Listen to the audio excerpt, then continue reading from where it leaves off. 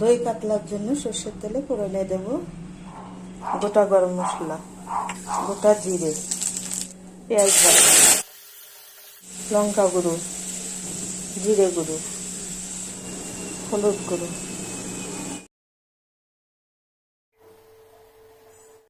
মশলা কিছুক্ষণ কষিয়ে নিয়ে দেব কাজু, চার মগজ বাটা,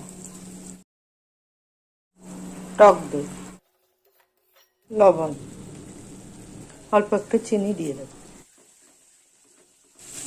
মশলা কষানো হয়ে গেছে, জল দেব।